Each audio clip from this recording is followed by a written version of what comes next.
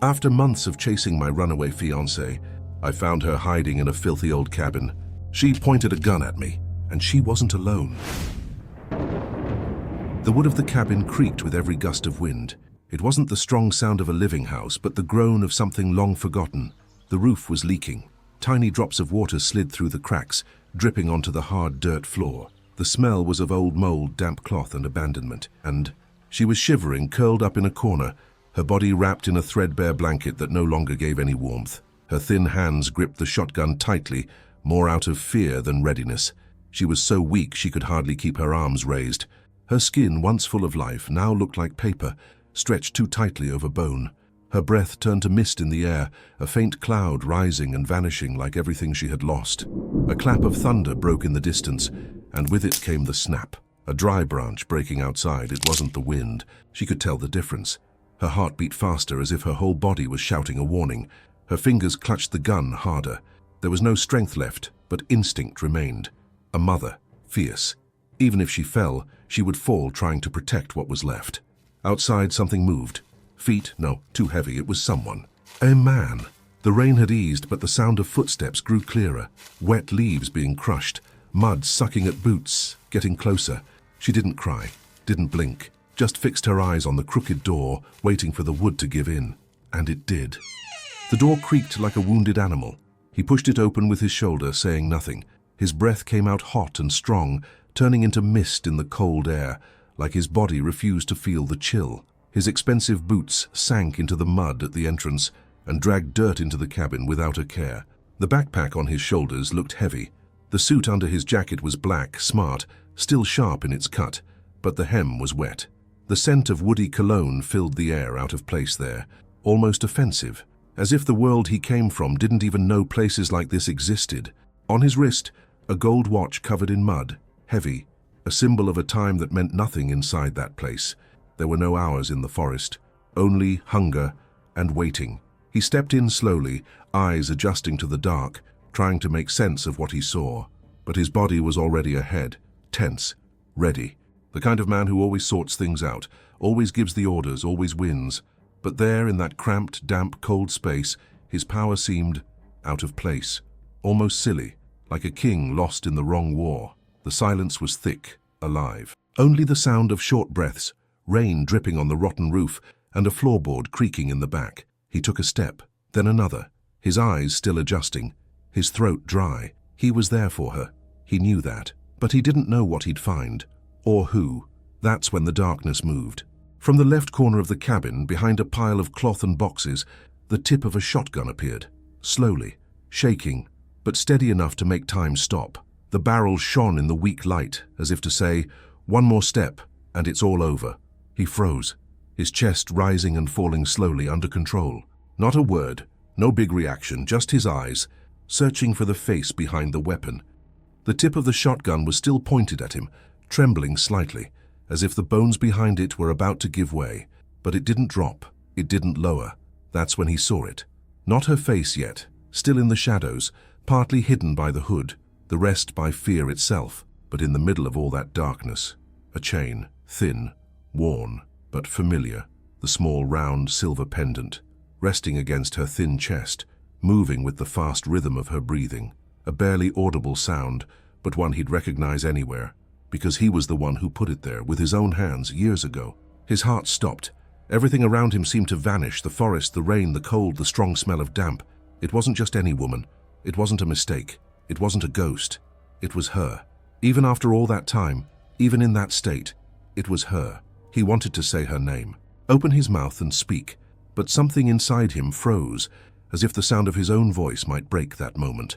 He stood there, still, just looking. He felt the ground unsteady beneath his feet, as if the world was testing whether he could handle what was about to come, because in that second everything changed. It was no longer a search, it was a reunion, and he knew that reunions sometimes hurt more than goodbyes. The chain caught the light once more, the faint glow coming through the crack in the badly shut door. She hadn't taken it off, all those months, and she hadn't taken it off. That was all he needed to know. The gun shook more strongly now. She was looking at him, recognizing, but the barrel stayed up. Instinct still spoke louder than any memory. The silence was broken by something so fragile it almost went unnoticed. A short sound, hoarse, like it came from someone who didn't know whether to cry. A muffled sob, held back, almost without strength, but it cut through the air like a knife. He heard it and felt it at the same time, all over his body, all. His eyes moved away from the gun. They were drawn to a corner of the cabin where some cloths were thrown together carelessly. One of them moved, slowly, shaking. That's when he saw it. 2 market crates stacked, tied with wire, covered with what looked like an old coat. One of the cloths slipped off and revealed what was inside. A small body, tiny, wrapped in bits of blanket. A baby. Time stopped. He couldn't breathe. His hands started tingling. His throat closed, as if his body refused to take it in. A baby. There, in that cold, damp, miserable place. A baby. And then he saw it. One of the little feet moved like it was looking for warmth, and what covered that foot it was a pale blue woolen bootie, torn at the front. The wool unstitched, dirty with mud, so small it fit in the palm of a hand.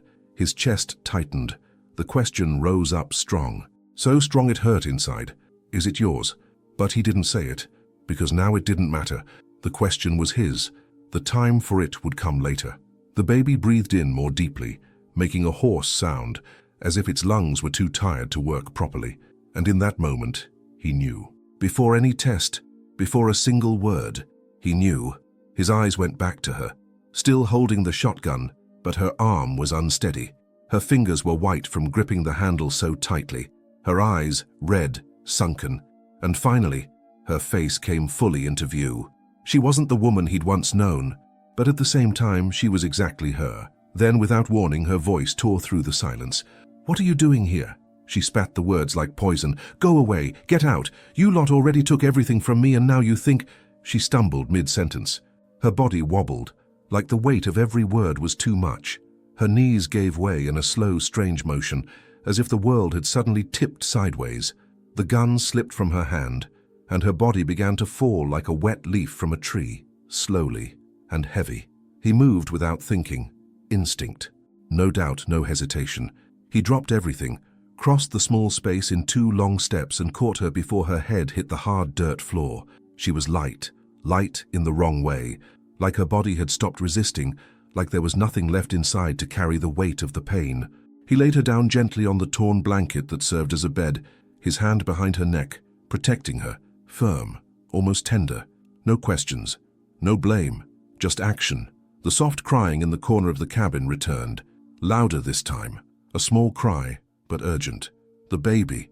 He looked still out of breath, his chest rising and falling fast, trying to balance all he was feeling. But there was no time to think, not now. He went to the makeshift crib, it could hardly be called that. Just 2 old crates, the nails rusted, with blankets that no longer gave any warmth. The baby moved its arms, looking for something, someone, any warmth that wasn't fear. He took off his coat. Not the old one, the good one, the one that was worth more than everything in that cabin. A lined leather coat, heavy, the one he never took off. And without a second thought, he wrapped the baby in it. He picked the little one up. Its body was shaking. The tiny hands were freezing, the skin too pale. But there was life, a small, stubborn strength, a chest still fighting. He held the baby to his own chest inside his shirt, straight against his warm skin. And there he stayed, in silence, resting the baby's head near his heart, like he could lend it some beats to keep it going. That's when he felt it. A small touch, almost nothing, but real. The baby's hand slowly closed around his finger. The tiny, wrinkled fingers gripped with strength, a tiny strength and immense. As if saying, "Don't let go." He didn't let go. He stayed there, still holding a child that might be his, with a woman unconscious on the floor, in a rotting cabin, in the middle of nowhere. And then he realized, she hadn't fainted from fear. She had fainted from hunger. The wind outside howled like an angry beast, blowing hard against the cabin walls. The rain suddenly got heavier, hitting the roof with sharp taps, like stones being thrown from the sky. The forest, which had just been damp and cold before, now turned into a muddy, broken, pitch-black maze. He walked to the door, still holding the baby close to his chest, and tried to open it. A gust nearly pushed him back. Outside was chaos. There was no way out. The road had become a river. There'd be no rescue, not that night. He slammed the door shut and slowly turned around, still breathing heavily, trying to make sense of what that meant. He'd have to stay, with her unconscious, with the baby in his arms, in the cabin that had nearly killed them both. He looked for a source of light, found an old oil lamp hanging on a bent hook. The glass was dirty, but there was still a bit of kerosene left at the bottom. He lit it with some effort. The flame rose gently, shaking like it was scared of the wind, even inside the house. But it lit up. It lit up the makeshift cradle, now empty, and the baby's tiny body nestled in his arms. It lit up the woman's fallen face, her skin so pale it looked like paper. It lit up the fear in his eyes, not fear of the place, but of the weight he now held. He walked to a corner of the cabin where the cloths were less damp. Carefully he took off his coat, keeping the baby from the cold, and made a rough nest with what he found. Placed the little one there, still wrapped, still warm. The baby moved, gave a little moan. Then, silence. He knelt, unsure of what to do. He tried to fix the cloths, tried gently stroking the baby's forehead, like he could ask for calm with just a touch. His heart pounded too loud. It was like a noise inside his head. He couldn't think straight. Everything felt unreal. How had it come to this? Alone in a place he never thought he'd be, caring for a baby that might be his, and for a woman he'd let run off without knowing why. He looked at her again. She didn't move. Not a sound, not a twitch. Her face still, her lips cracked. Her chest rose slowly, but it rose. She was alive, but weak, very weak. He stood up, walked over to the rucksack he'd brought, started going through it, took out what he had: protein bars, bottles of water, some dried fruit. Nothing that would cure anything, but it was what he had. He set a bit aside for her, not wanting to wake her by force. The rest he kept for her, and himself, because he knew he'd need strength if that night was just the beginning. He sat on the floor, again, near the cradle. His knees hurt, his back too, but he didn't move. The lamplight threw crooked shadows on the rotting wooden walls. Time seemed to stop there. That's when the baby began to cry, soft at first, a choking sound, like there wasn't enough strength yet. But slowly, it grew louder, more insistent. He came closer. Shh. Hey, easy now, easy. His voice came out low, deep, but shaking. He wasn't the confident man he used to be. He was someone trying to learn in seconds what others take months to learn. He picked the baby up again, tried warming him with his hands, rocked him gently. Nothing. He looked back. She wasn't waking up. He held the baby close to his chest, like his body heat was the last thing left, and maybe it was. The lamp threw shadows on the walls, dancing with the wind outside. The storm didn't ease. With every clap of thunder, the whole cabin shook. But what truly made the ground move was the crying. That tiny, thin, stubborn cry. It wasn't a tantrum, it was desperation. Hunger. He looked around, lost.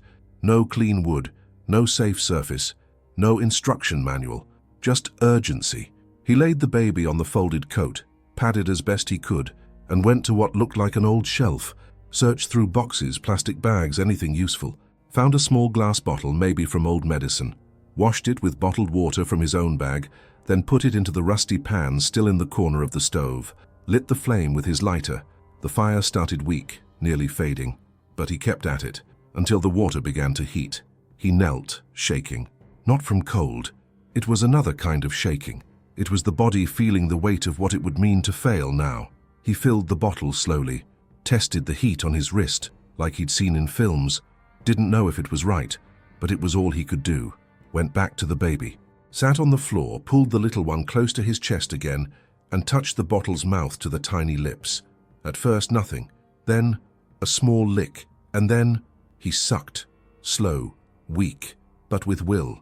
The sound was so small and yet so big. A wet little noise over and over that pulled tears from the man's eyes without warning.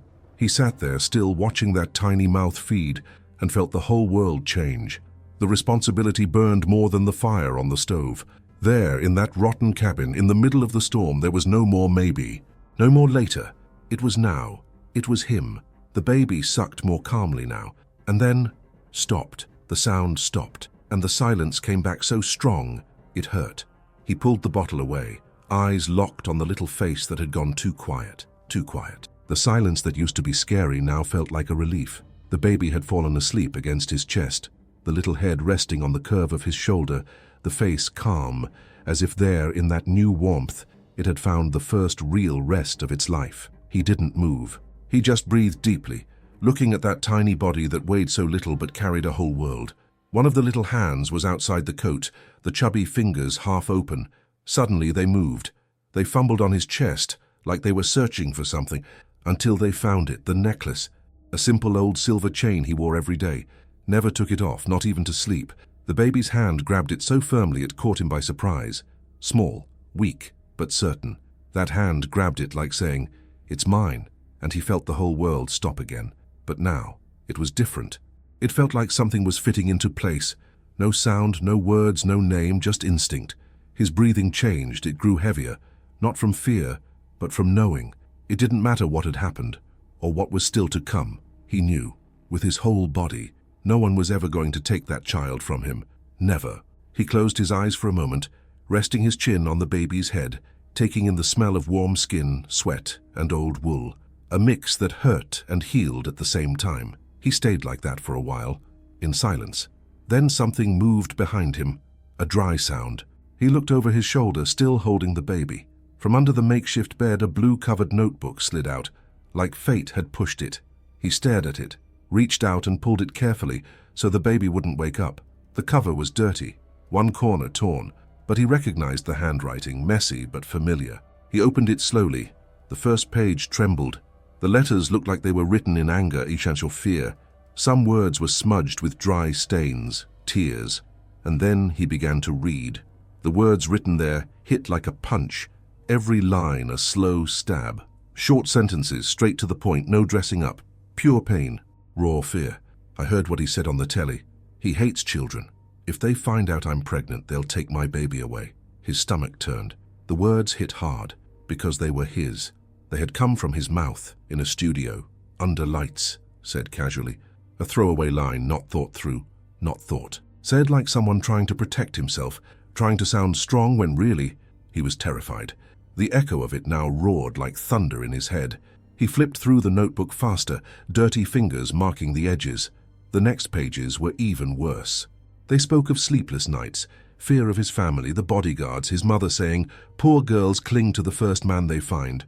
She wrote that no one would believe her, that he'd think it was a trap, that they wouldn't let the baby be born, that they'd take it from her by force, that she'd rather die in the woods than hand the child over to those people. He shut the notebook hard. His head dropped forward. The world collapsed in silence. He stood up slowly, still holding the sleeping baby, went to the rucksack, grabbed the mobile. His hands were shaking. The screen lit up, casting a cold light on his face. He opened the video of the interview. He already knew where to look. It was a business program, fancy clothes, rehearsed laughs. And there he was, months ago, sounding so sure of himself. "Children?" He heard his own voice. "Oh, I'm not too fond of children." Pause. The image froze on his face, smiling, the sentence as sharp as a bullet. But he remembered. He remembered the rest. He remembered why he said it. He said it because he was afraid of making the same mistakes as his own father. A distant, strict man who only knew how to give orders, never kindness. A man who broke everything he touched, and he'd spent his whole life promising he'd never be the same. But the fear of becoming that man made him back away, made him go quiet at the wrong moment, run from the right feeling. Now there, with the baby sleeping on his chest, and the notebook soaked in old tears in his hands, he felt everything fall apart. The pain was so great his body couldn't hold it in. He dropped to his knees on the cold floor of the cabin, pressed his forehead against the makeshift mattress and cried. He cried like he'd never cried before. His shoulders shook in silence, his throat tight, breathing broken. The cry of a man who realizes too late. But in the middle of this collapse, something moved behind him. A soft sound. He turned his face, still wet with tears. She was beginning to wake up, beginning to. Suddenly her eyes opened slowly, heavy like each eyelid weighed a ton. For a moment they stared at the rotten ceiling of the hut, unfocused, like her mind was still trying to work out where she was. But then her breathing sped up. The shock hit her.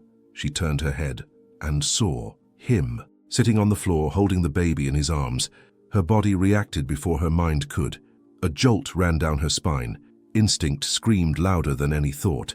She tried to get up with a clumsy push but fell to the side, weak, her legs still not working.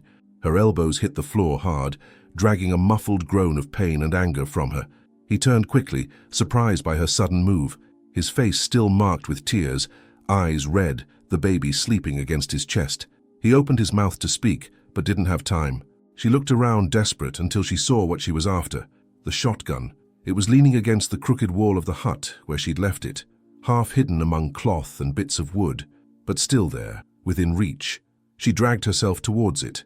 Her knees scraped the hard ground, her hands were shaking, but her will was stronger than everything. He didn't move. "Hey!" His voice came out low, trying to sound calm, but full of fear. "You don't need to do that." She turned, eyes wide, full of panic. Her hair stuck to her face, her skin still pale, but now lit up by adrenaline. "You don't understand," she shouted, almost choking on her words. "We don't belong to you anymore." He stood up slowly, carefully, still holding the baby. He didn't dare take a step. "I'm not going to hurt you," he said, "or him." But she was already on her feet, trembling, leaning on the wall, shotgun in her hands again. She wasn't aiming it yet, but holding it like she could. Her eyes went to the baby and stayed there. She saw the little one sleeping on his chest. She saw the tiny hand still clutching the necklace. She saw the warmth of that moment, and for a second something almost broke inside her. But it was only a second. She shut her eyes tight, like she wanted to erase everything, and then, without warning, turned and ran. The hut's door burst open. It was still raining that night, and she disappeared into the dark. He went after her. The wind hit his face, throwing the rain sideways, thin and freezing like needles. His boots sank into the mud. The forest was dark, thick, and every step was a risk. But he didn't run, didn't shout. He walked slowly, with the baby still against his chest, tucked under his coat. The hut's lamp left a weak glow behind, getting smaller and smaller. She was a few meters ahead, standing still, out of breath, her body bent with exhaustion. The shotgun hung off her shoulder like it was just dead weight. Her wet clothes clung to her thin frame, and her hair stuck to her skin, shaking in the wind. She heard the steps, turned around, her eyes still wide with fear, but she didn't take another step. He stopped too. He didn't say anything at first, just took a deep breath. The two of them frozen in the middle of the woods, soaked, exhausted, cold to the bone. Then he knelt down, right there, in the mud. No rush, no drama. He let one knee sink, then the other, kept the baby in his arms, held tightly, and reached into the inside pocket of his jacket. First he took out the car keys, then the documents, ID, passport, everything. Calmly he stretched out his arm and placed it all on the ground in front of her. The keys glinted in the mud, catching a bit of the storm's light. The wet papers stuck together, and only then he spoke. "It's all there. If you want to go, go. Take the car, take the documents, report me, disappear for good, but I'm not leaving here without you two." His voice cracked at the end. It wasn't strong, it wasn't firm, it was real. No more defenses, no pride, no control, just him, stripped of everything, kneeling in the dirt, with his child in his arms and his soul laid bare. She didn't say a word. She looked at him, at all of it, and for the first time, she saw the real desperation in his eyes. Her eyes, for a moment, locked onto his. Her breathing was heavy, her chest rising and falling with effort. Not because of the running, because of the old fear, now burning in her chest again. She looked down, saw the keys in the mud, the documents lying open like a plea for a truce. And she saw him, kneeling, soaked, no armor left, still holding the sleeping baby in his arms. She took a step. Her voice came out low, rough, barely there. "They're still looking for me." He lifted his head slightly, surprised. She went on, "Your mum, your lawyers, that driver, I saw them. One of them followed me to the station months ago. Then later in that small town, they asked questions, showed people pictures of me. The rain kept falling, but now it seemed lighter, further away. All focus was on her. I thought I'd lost them. I thought this place was far enough, but this forest only hides them, it doesn't protect." She looked around, her breath shaky. "If they find out I've got a baby, if they find out it's your child," she swallowed hard, "they'll take everything. They'll say I'm unstable, that I can't raise a child, that I'm just some gold digger running off with an heir." The word hung in the air. Heir. He closed his eyes for a moment, as if what she'd just said weighed more than he could carry. But he didn't answer, didn't argue, just listened. She took another step, stopped near him, looked down. Her hands were trembling, hanging at her sides, empty of strength. Her voice dropped to almost a whisper. "You've no idea what your family can do when they want something." Silence stretched for long seconds. He was about to speak, but something stopped them. A sound in the distance, deep, rhythmic. It wasn't thunder. It was the beat of blades. A helicopter. Low, getting closer. The sound of the helicopter tore through the grey sky, growing louder. The trees shook in the wind from the blades, leaves flying as if they too were trying to escape. He stood up slowly, still holding the baby close to his chest, shielding him with his whole body. She stepped back twice, instinctively, looking around like someone expecting to be cornered. It didn't take long. One of the men came out into the clearing, wearing a dark suit, shoes sinking into the mud without a care. 2 others followed behind. None carried visible weapons. But every detail screamed threat. The tight smiles, the leather folders, the way they moved like they already knew they'd win. He recognized one of them straight away. Family lawyer. The same one who once smiled while destroying 3 families with a single clause. "Sir," the lawyer said with a calm, polished voice, "we're sorry about the situation, but we've come to settle this in the most suitable way." Without asking, he pulled an envelope from his folder. Gold stamp, official seal from the firm whose name was carved on the main wall of his father's office. He held it out like a gift. Judge's order. Request for emergency custody, claiming maternal unfitness, abandonment, and risk to the child's well-being. She froze. He took the envelope, opened it, read slowly. The letters swam on the page. The baby breathed deeply, still asleep, unaware that this paper held someone's attempt to tear his world from his mother's arms. She turned her face, eyes full of pain and shame. But he didn't speak for a few seconds, just stared at the document, read every line, and then he smiled. Not a kind smile, not a surprised smile. It was a cold smile, slow, a dangerous smile. But the eyes weren't smiling. They were hard, sharp, like something had woken up inside him. The man from the helicopter opened his mouth to speak again, but was cut off before he could get the first word out. "You've got 2 minutes to get out of my way and disappear from this forest," he said, calm but with a firmness that made even the wind stop for a moment. The lawyer hesitated. "Sir, there's a legal case ongoing. Your family has the right—" "What family?" he interrupted, his voice low, slow, dangerous. "The one that lied? The one that tried to hide my child? The one that chased a worn-out woman to the ends of the earth? And who do you think you are to decide what's best for me?" Silence fell, heavy. He took a step forward, still holding the baby in his arms, eyes locked on the man in front of him. "I'm the only family this boy has, and you lot," he looked at each face one by one, "have just picked the wrong side to fight. We don't want your help. Now get lost." He turned his back, took his wife by the hand and went back to the cabin, didn't even look back. He stood there for a few seconds after the helicopter disappeared into the sky. The sound of the blade still seemed to hum in his chest, like an echo that didn't want to die. The wind kicked up wet leaves, the mud stuck to his boots, and the forest slowly slipped back into that heavy silence. But now it was a different silence, a silence after a threat. He took a deep breath. The air went in cold and heavy, scratching his throat. There was no victory here, just a decision. The door was still open. The swollen wood creaked in the wind. Inside, the smell of faint smoke mixed with mold and damp clothes was still the same. But she was different. Not standing now. She was sitting on the floor, leaning against the wall, knees pulled to her chest. The baby was sleeping in her arms, wrapped in his coat. Her face was empty, not from absence, from exhaustion. She looked up when he came in. There was no anger, no relief, just waiting. The kind of waiting that hurts, because it's waited too long. He closed the door gently, didn't slam, didn't make a sound, didn't. As if any noise might break something too fragile to fix. "They're gone," he said quietly. His voice had no strength, just truth. "They won't be back." She didn't answer, just held the baby tighter to her chest, without thinking, as if words still weren't safe enough. He took off his dirty boots and left them in the corner.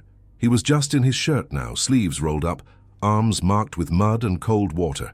That man, who had always been spotless, now looked ordinary, human, tired. He went to the old stove and knelt down. His hands trembled slightly as he tried to light the fire again. Not from cold, it was the weight, the late understanding, the fear of messing it up again.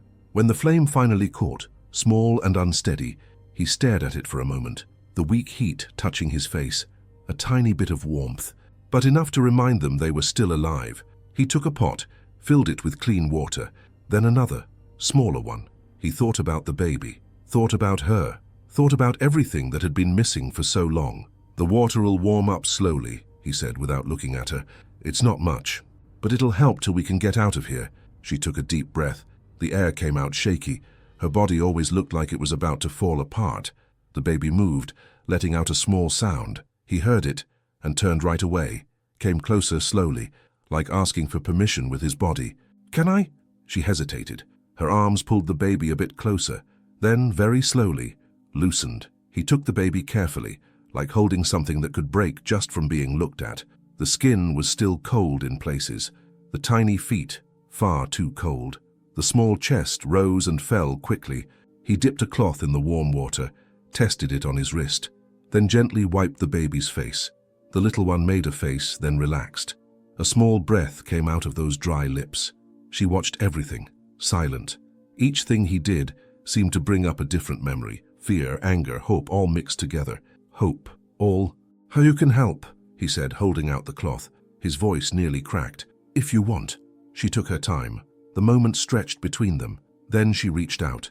Her fingers touched his for a second. A quick touch. Warm. Real. She finished the wash. Cleaned the little arms, the legs. Used the cloth with the kind of care only someone who's nearly lost can have. When she was done, the baby was calmer. Breathing slower. Body relaxed. They wrapped him in a dry cloth. Then, in the coat. He looked different now.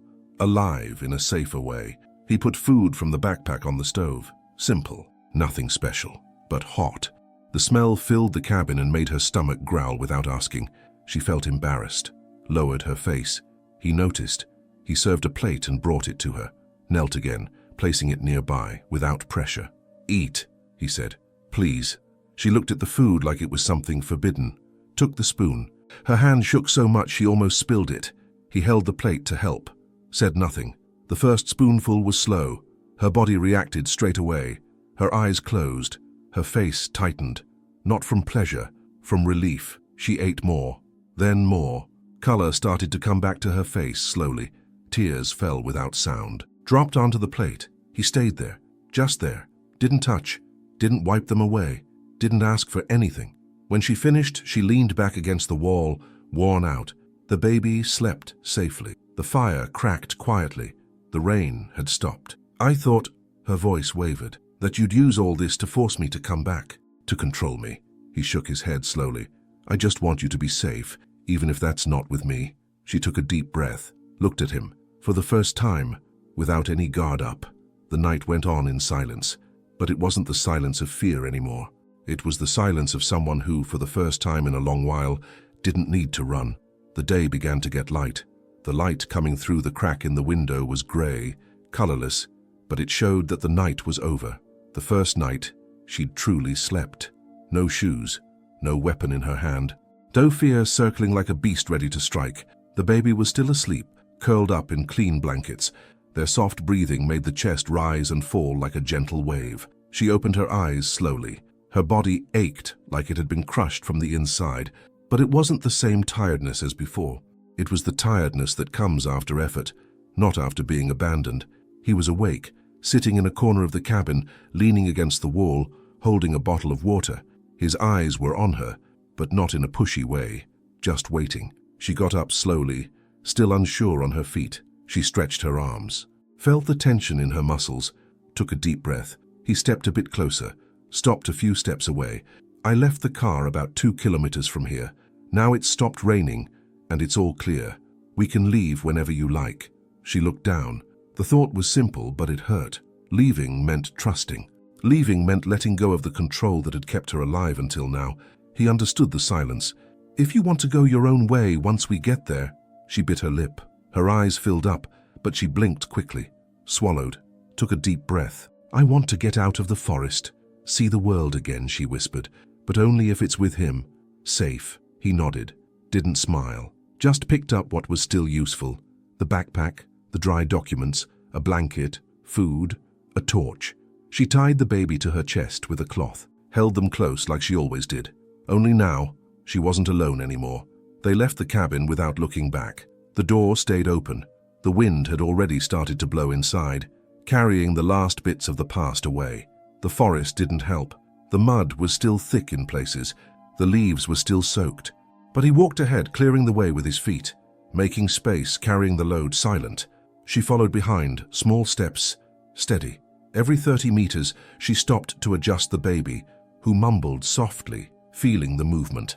They walked like that for nearly 40 minutes, no talking, just breathing, just the sound of two bodies trying to leave a place no one should ever live in, until he stopped.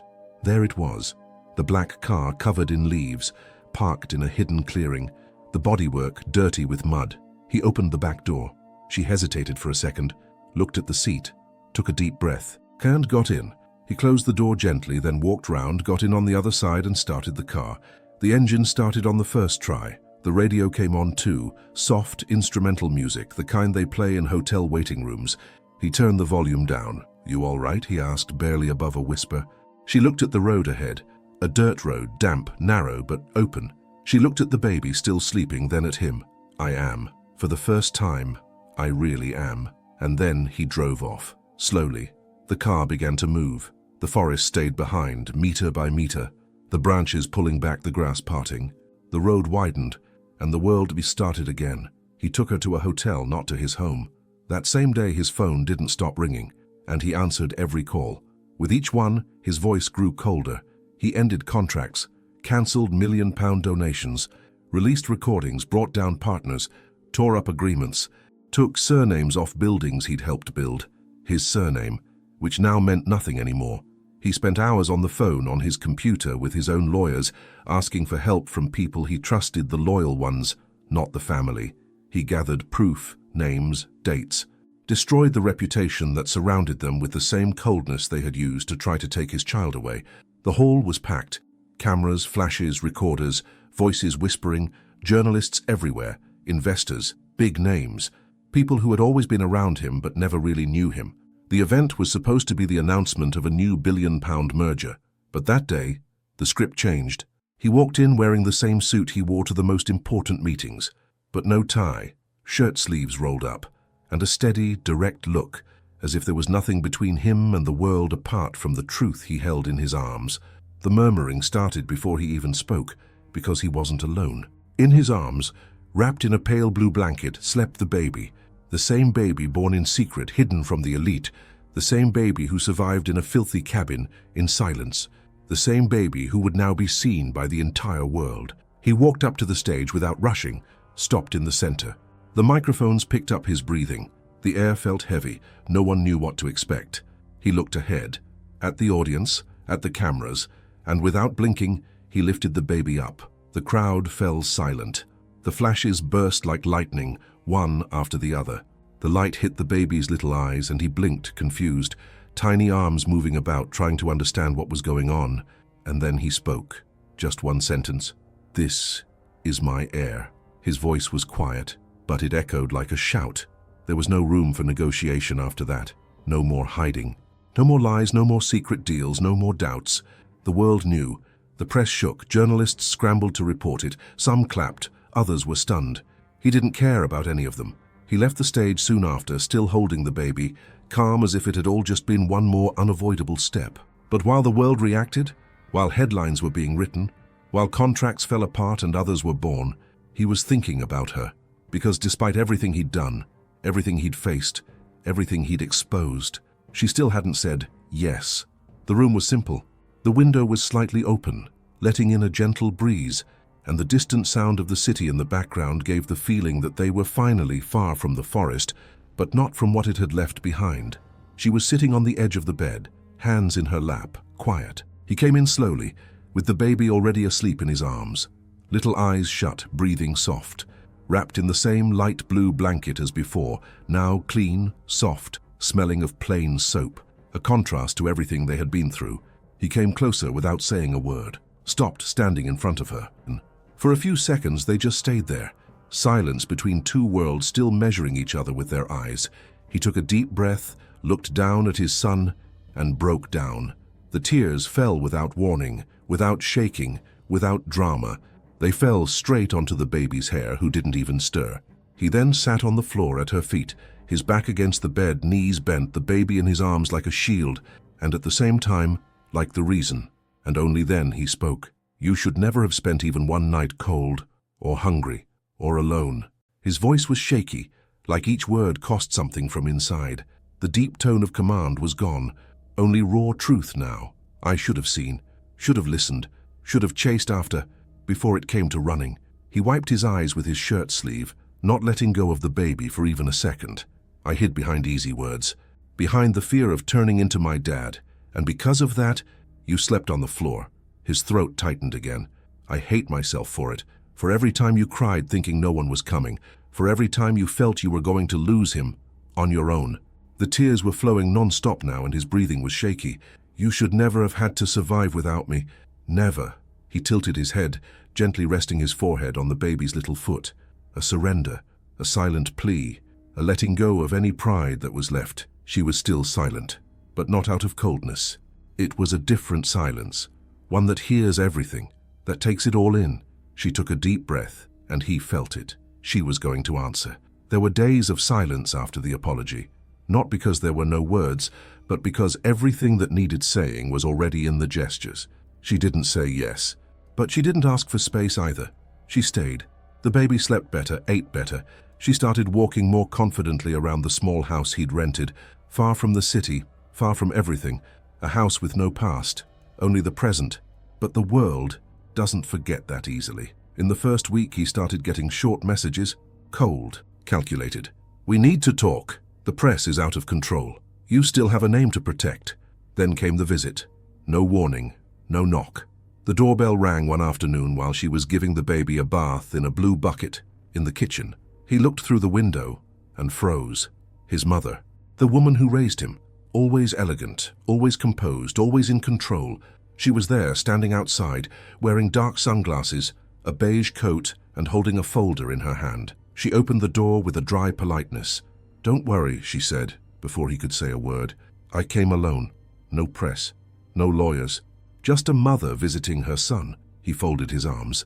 A mother visiting her son doesn't try to take her grandchild through the courts. She took a deep breath, like someone rehearsing old lines. You're making a mistake. This, she could hardly say, woman, is not the kind of person who will hold you up when everything falls apart. She's not prepared. She's not stable. She had everything I never had, he cut in. Love, courage, instinct. And still, you thought you could hunt her down like an animal. His mother gripped the folder tighter. How long do you think you can keep this up? The press will forget. The investors, the allied families. Your surname still carries weight. He stepped closer. I don't want that weight anymore. She swallowed hard. You're going to destroy everything we built. It was already destroyed when you taught me to hide who I was just to look strong. When you taught me to silence my tears, to swallow fear, to lie just to look invincible. Her eyes trembled. I have a son now, and he won't grow up afraid. He'll grow up hearing the truth. He'll grow up knowing his father chose love instead of winning. He pointed to the door. The only thing I'll accept from you is respect for me, for her, and for him. The rest, take it with you. She stood still for a moment, not sure whether to insist or accept defeat. Then she turned, walked to the car, got in and left. No tears, but for the first time, no power. Inside, she watched from the kitchen, didn't hear the words, but saw the gesture, saw the look on his face when he came back, his shoulders less tense, the air lighter. He came over slowly, dried the baby's little wet hands and said softly just to her, "It's over, now it's just us." She didn't reply, but that was the day when, for the first time, she smiled, and with that, the entire past was closed. Now, yes, the future could begin. 2 years had passed. The morning light came through the kitchen window, shining gently through the floral curtains, in a way that felt almost too calm to be real after everything they had been through. The sun hit the white fridge straight on, where colorful magnets held up a crumpled piece of paper, wobbly scribbles made with crayons, a little stick figure with arms wide open, a woman in a blue dress, and next to her a tall man holding a baby on his shoulders. At the top, in clumsy letters, it read, "Us together." Children's laughter echoed through the house, not shouting. Real laughter, that pure, wet sound that makes the air seem to buzz. In the living room, toys were scattered across the floor, along with 2 chewed-up cloths. One of them was in the hands of a baby crawling in circles, laughing to himself about some silly discovery. The other was sleeping in her lap. Yes, now there were 2. A second cot had been set up in the next room, white with light wood details. The bars were covered with soft fabric, and the mobile above it turned slowly, playing a gentle wind-up tune. The house was simple, but it smelled like freshly baked bread. There were little footsteps, clothes drying on the line, a towel left behind in the bathroom, a home. He walked in through the kitchen door with his shirt sleeves rolled up to the elbows, hair messy, and flour on his fingertips. He smiled when he saw her sitting there on the little stool, a baby asleep in her arms, and the other one on the floor trying to reach the family dog. "What a lovely mess," he murmured, running a hand through the older one's hair. The boy giggled at the touch, then promptly tripped over his own socks. She looked up at him. They both smiled, the kind of smile that says, not everything has been fixed, but the important stuff has. He stepped closer, knelt beside her, and gently rested his forehead against hers, closed his eyes. In that moment, there were no more questions, no apologies, no fear, just the warmth that stayed behind. But every story that starts broken has to come to a close one day. The trees around the house swayed in the gentle afternoon breeze. There was no more rain, no rush, no fear, just the soft sound of leaves brushing together and the sound of small feet stepping awkwardly on the dirt path. He walked in the middle. On one side, his older son's tiny hand clutched his own. On the other, her fingers were laced with his. Slowly, the three of them walked down the dirt track that led from the wooden gate to the orchard behind the house. It was late afternoon. The sky was starting to turn that orangey color that makes you want to stop and just watch. The boy tugged his dad to one side, showing him a magic stone he'd found on the ground. She laughed, head lowered, fixing her hair with one hand while holding the baby tight in her other arm. The youngest slept there, peaceful, his little face pressed into his mum's chest like the whole world was calm. He looked at the two of them with a kind of tiredness in his eyes, the good kind, not the exhaustion of being overwhelmed, but the deep relief of someone who's finally made it. That weight only felt by those who fought hard and can now rest. The love there wasn't made of spoken promises. It was in the look, in being there, in silence, without demands. The kind of love that had been through darkness, cold, hunger, guilt, and still stayed. The kind of love that no longer had to prove anything to anyone. Instinct beat routine. And all that was left was this, a family walking hand in hand at the end of an ordinary day in a place far from luxury, but full of truth. No audience, no rush, no more running. The story had no more cliffhanger. It didn't need one, because now they were safe, together. Could you forgive someone who let you run, but moved the whole world to bring you back? Leave a comment below, no shame, I want to hear what you think. And if this story touched you in any way, subscribe to the channel, turn on the bell and share it with someone who needs to believe that real love still exists.